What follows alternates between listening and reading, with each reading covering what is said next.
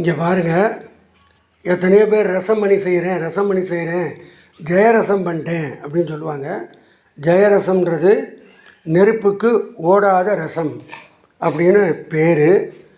ஆனால் பல பேர் ஜெயரசம்னு சொல்லி மூலிகையை விட்டு அரைப்பாங்க. அரைச்சிட்டு ரசம் பிரிஞ்சு உருண்டையாக இருக்கும்போது இதான் ஜெயரசம், பாருங்கள் ஒன்றோட ஒன்று ஒட்டாமல் இருக்குதுன்னு சொல்லுவாங்க. அதெல்லாம் முழு பொய், 100% நம்ப வேண்டாம். ஜெயரசம் அப்படின்னா நெருப்பிற்கு மேலே ஏறாமல் கீழேயே இருக்கணும். அப்படி ஒரு ஜெயரசத்தை நீங்கள் பண்ணி ஒரு ரசமணி கட்டினா தான் அந்த மணிக்கு பவரை ஒழிய, மற்றபடி நீங்கள் எந்த விதத்தில் மணி கட்டினாலும் அது ரசமணி ஆகாது. அதெல்லாம் பொய்யா ஏமாற வேண்டாம் மக்கள். வெள்ளியத்தில் கட்டிட்டு இது எல்லா அவசியமும் பண்ணும், இதை வச்சுருந்தா எல்லா செல்வங்களும் பெருகும்பாங்க. எல்லா செல்வங்களும் பெருகிற மணி அவர் ஏன் விற்கிறாருன்னு யோசிக்கணும். அதனால் நம்மளுக்கு யோகமணி, சிவமணி, தியானமணி, தவமணி, சமாதி மணின்னு சொல்லி மணிகளில் 84 வகை இருக்குது. அது ஆய்வுகள் பண்ணும்போது எந்த மணி நீங்கள் சாதாரணமாக பூஜைக்கு ஒரு ரசமணி கட்டணும்னா கூட அது நெருப்புக்கு ஓடாமல் இருக்கணும், மேலே ஏறக்கூடாது. அந்த மாதிரி ஏறாமல் இருக்கிறதுக்கு பாதரசத்தை ஜெயரசமாக மாற்றக்கூடிய ஒரு பாத்திரம் தான் இது. இது ரொம்ப அருமையான ஒரு முறை. இதை ராமதேவர் சொல்லியிருக்கிறாரு, போக மகரிஷி சொல்லியிருக்கிறாங்க, அகத்தியர் சொல்லியிருக்காரு, எல்லா சித்தர்களும் சொல்லியிருந்தாலும் பரபிரம்ம ரிஷி ரொம்ப பிரமாதமாக ஒரு நூலில் சொல்கிறார் இந்த பாத்திரத்தை. இது சில்வர் பாத்திரம். இது நிறைய தடவை பண்ணினதால் பிடிச்ச மாதிரி இருக்குது. மண் பூசி இருக்குது மேலே. இது ஒரு சில்வர் பானை. இது பாருங்கள், இந்த மாதிரி இருக்கணும் இந்த பானை. இந்த சில்வர் பானைக்குள்ளே உள்ளே இருக்கிறது கடல் நுரை சுண்ணமும் கல்லுப்பும் கலந்தது. கல்லுப்பு 10 தீட்சை பண்ணியிருக்கணும். அந்த 10 தீட்சை பண்ண கல்லுப்பும் கடல் நுரையும் சமமாக கலந்து, சம அளவில் கலந்து நல்லா அரைக்கணும். கல்வத்தில் அரைச்சி இதில் முழுவதுமாக ரெப்பணும். 4 படி பிடிக்கும். இதை ரெப்பிட்டு நடுவில் இந்த மாதிரி ஒரு குழி பண்ணணும். இந்த குழி எப்படி பண்ணுறது அப்படின்னா, ஒரு சில்வர் டம்ளரை இதுக்குள்ளே வச்சு இதை பானையில் போட்டு இந்த கலவையை அமுக்கணும். இங்கே பாருங்கள், இந்த மாதிரி ஒரு சில்வர் டம்ளர் இப்படி வச்சுட்டு இந்த கலவையை பானையில் போட்டு நல்லா அமுக்கணும். செய்முறையை நல்லா கவனிங்க. நல்லா அமுக்கின பின்னாடி இந்த சில்வர் டம்ளர் அப்படியே இருக்கணும் குழியில். அந்த மாதிரி அமுக்கிட்டு இந்த பானையை எடுத்து அடுப்பில் வச்சு 12 மணி நேரம் காடாக்னியாக எரிக்கணும். திகுன்னு கேஸ் அடுப்பெல்லாம் பத்தாது. 12 மணி நேரம் விறகு அடுப்பில் வச்சு நல்லா காடாக்னியாக எரிக்கணும். அந்த மாதிரி எரித்தோம்னா இந்த உள்ளே இருக்குது பாருங்கள், கல் மாதிரி ஆயிடுச்சு பாருங்கள். இது பவுடர் மாதிரி இல்லை, இப்போ கல் மாதிரி இருக்குது இந்த கலவை. இந்த கல் மாதிரி ஆயிடுது, இறுகிக்கணும் அப்படியே கல் மாதிரி. அதுக்கப்புறமா மெதுவாக அந்த டம்ளர் அப்படி திருகி எடுத்துடணும். இந்த மாதிரி ஒரு குழி கிடைக்கும் உங்களுக்கு. இந்த மாதிரி குழியில் நீங்கள் ஆட்டோமேட்டிக்காக பாதரசத்தை இதில் ஊற்றணும். இதில் பாதரசத்தை ஊற்றி இதுக்கு மேலே இதனுடைய வாய் பொருந்துகிற மாதிரி ஒரு மண் பானை, ஒரு மண் சட்டி இதுக்கு வாய்க்கு சரியாக பொருந்தணும். இப்படி அந்த மாதிரி அளவில் செய்ய சொல்லி கூட வாங்கிக்கலாம், இல்லை கிடைச்சா வாங்கிக்கலாம். அந்த மாதிரி மண் சட்டியை வாங்கி இந்த பாதரசத்தை ஊற்றின பின்னாடி இதை 12 மணி நேரம் எரித்தா முதல்ல ஆற விடணும். இது இருக்கிறதுக்கு 12 மணி நேரம் எரித்த பின்னாடி 1 நாள் 2 நாள் ஆற விட்டு சூடு இல்லாமல் ஆன பின்னாடி இதில் பாதரசத்தை ஊற்றலாம். இதில் ஊற்றி மேலே இது வாய் பொருந்துகிற மாதிரி ஒரு சட்டி, அந்த சட்டிக்கு உள்புறத்தில் கரு ஊமத்தை இலைச்சாறு புழிஞ்சு 7 தடவை தடவி காய வைக்கணும்.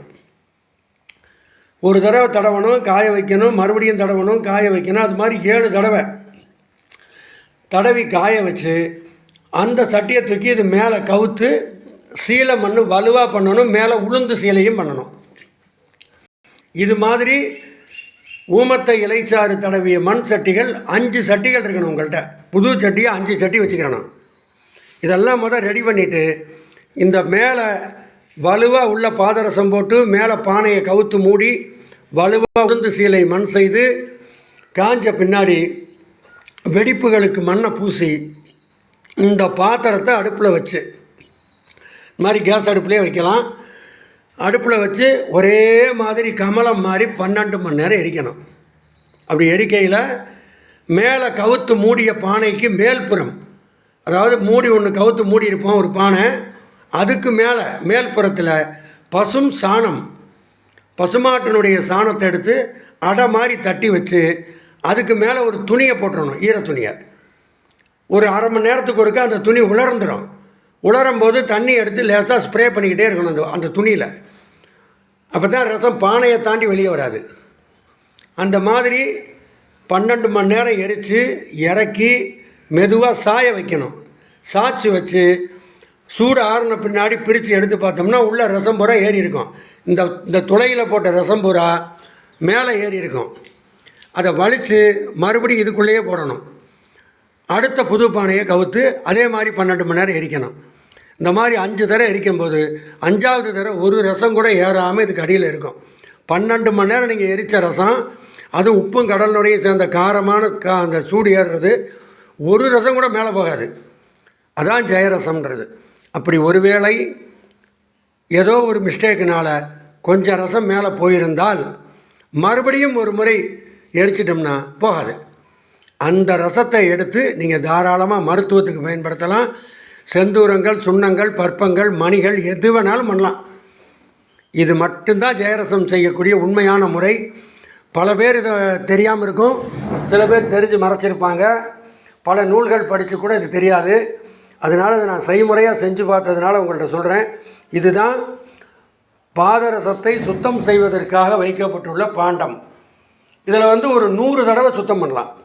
அப்புறம் இதுக்கு பவர் இருக்காது. இந்த பவுடருக்கு ஒரு 100 தடவை இதில் பாதரசத்தை சுத்தம் பண்ண பின்னாடி இந்த பவுடரை உடச்சி எடுத்து தூள் பண்ணி அது மருத்துவத்துக்கு கொண்டு போகலாம். அது என்ன மருத்துவம்னு அப்புறம் சொல்கிறேன். இதுக்கு மறுபடியும் அதே மாதிரி இதில் ரெப்பிக்கிற வேண்டியதான், வேறு எந்த இதுவும் இல்லை. இதை சில பேர் மண்பானையில் ரெப்பணும்பாங்க. மண்பானையில் ரெப்புனிங்கன்னா ஒரே திருப்பி சூடு பண்ணால் போதும், பானை அடியில் இதோட உடஞ்சிடும். அதெல்லாம் நாங்கள் அனுபவப்பட்டு பார்த்து பானை உடஞ்சோடனே ரசம் கீழே ஓடிடும். இதெல்லாம் நாங்கள் அனுபவித்து சிரமங்களை பட்டு அதுக்கப்புறம் பலருடைய அறிவுரையின்படி பெரியோர்கள் சொன்னதுபடி நம்ம அறிவையும் பயன்படுத்தி இதை செஞ்சுருக்கிறோம். இது மாதிரி நீங்களும் பண்ணி வச்சுக்கோங்க. இது ஒரு தடவை எரித்து முடித்த உடனே சுத்தமாக மேலே நல்லா ஈரத்துணி போட்டு தொடச்சிட்டு நல்லா சுத்தமாக தொடச்சிட்டு கொஞ்சோண்டு எண்ணெய், தேங்காய் எண்ணெயை நல்லெண்ணெயை தடவை வச்சுட்டிங்கன்னா துருப்பிடிக்காது. பார்த்துங்க, இதுதான் பாதரசத்தை ஜெயரசமாக மாற்றுவதற்காக பாதரசத்தை சுத்தம் செய்யக்கூடிய, ஜெயரசமாக மாற்றக்கூடிய பாண்டம். இதை பார்த்துக்கங்க. இதனுடைய அளவு 4 படி பிடிக்கிற மாதிரி இருக்கணும். இந்த கழுத்து வரைக்கும் இந்த மாதிரி வைக்கணும். வேறு ஏதாவது சந்தேகங்கள் இருந்தால் எனக்கு கேளுங்க. என்னுடைய நம்பரை குறிச்சிக்கங்க. 9080252947 9080252947. இதான் என் நம்பர். பல பேர் கமெண்ட்ஸில் உங்கள் நம்பர் வேணும் நாங்கள் சொல்லிட்டேன். ஏதாவது டவுட்னா இந்த நம்பரில் கேளுங்க, நான் உங்களுக்கு தெளிவுபடுத்துகிறேன். இதில் போடக்கூடிய கடல் நுரை கெட்டி கடல் நுரை. கெட்டி கடல் நுரையை சுண்ணம் பண்ணுறது எப்படின்னு ஏற்கனவே வீடியோவில் போட்டிருக்கேன், பார்த்துக்கோங்க. அந்த சுண்ணம் தான் பண்ணணும். இந்த கணவாய் மீன் ஓட சில பேர் கடல் நுரைன்னு எடுத்துகிட்டு வருவாங்க, அதெல்லாம் வேலை செய்யாது. அதனால் கெட்டி கடல் நுரை சுண்ணம். சுத்தமான கல்லுப்பு, அயோடின் கலக்காத கல்லுப்பை 10 தீட்சை பண்ணி எடுத்து வச்சுக்கோங்க. அதுக்கப்புறம் தான் இந்த மாதிரி பண்ண முடியும். இந்த காணொளியை கண்ட அனைவருக்கும் நன்றி, வணக்கம்.